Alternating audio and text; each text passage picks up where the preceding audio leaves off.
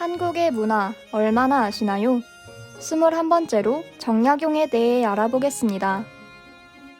정약용은 1762년 오늘날의 경기도 남양주시에서 태어났습니다. 그는 어린 시절 아버지의 임지인 전라도 화순, 경상도 예천 및 진주 등지를 따라다니며 부친으로부터 직접 가르침을 받으면서 과거 시험을 준비하였습니다. 한편으로 그는 10대 중반 시절 이가환과 이승훈, 이벽 등과 교류하며 성우 이익의 학풍을 접하게 되었습니다.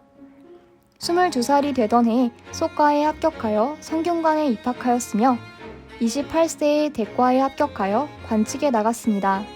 이후 정조의 특별한 총애를 받아 예문관 검열, 사간원 정원, 경기 야매어사, 승정원 동부승지 등 여러 관직을 두루 역임하였을 뿐만 아니라 한강 배다리 설치와 수원화성 준공의 설계를 담당하는 등 기술적인 업적도 많이 남겼습니다. 정약용은 서양의 학문을 접하는 과정에서 천주교에 관심을 가지게 되었습니다. 하지만 관직 생활 동안 천주교 신앙과 관련된 혐의로 시달림을 당해야 했습니다. 당시 천주교 신앙은 성리학적 가치체계에 대한 본격적인 도전으로 인식되어 집권층으로부터 격렬한 비판을 받고 있었기 때문입니다. 1800년에 정조가 세상을 떠나자 그의 관직 생활도 여기서 끝나게 됩니다. 그리고 이듬해 신유박해가 일어나 천주교도들을 대대적으로 색출하는 과정에 연루되어 경상도 포항 부근에 있는 장기로 유배되었습니다. 이 사건으로 인해 그의 셋째 형인 정약종과 매형인 이승훈이 사형당하고 둘째 형 정약전도 흑산도로 귀양 보내졌습니다. 그리고 곧이어 발생한 황사형 백서 사건의 여파로 전라도 강진으로 유배되었습니다.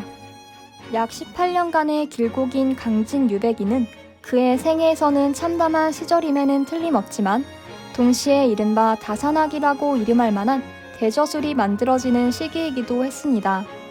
정약용 자신의 기록에 의하면 그의 저서는 경집이 232권, 문집이 260여 권에 이른다고 하는데 그 대부분이 유배기에 쓰여졌습니다. 특히 그의 대표작으로 잘 알려진 목민심서 48권도 이때에 저술하였습니다. 목민심서는 백성을 바로 이끌고 다스리는 책이라는 뜻으로 지방 정치의 개혁과 목민 간의 윤리를 기록하고 있습니다. 이 외에도 경세유표, 흠음신서, 마가회통 등 정치, 경제, 법률, 의학 등 다양한 분야에서 뛰어난 저서를 남겼습니다. 57세가 되던 1818년에야 유배에서 풀려난 정약용은 남은 생애 동안 조용히 학문을 연구하며 책 쓰는 일에 몰두하며 지냈습니다. 그리고 1836년 75세의 나이로 세상을 떠났습니다.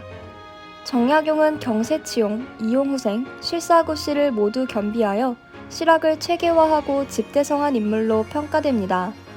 그의 생애는 결코 순탄치 않았지만 유학자이자 실학자, 과학자, 개혁가로서 뛰어난 학문적 성과를 남겨 2012년 동양인 최초 유네스코 세계 기념인물로 선정되었습니다.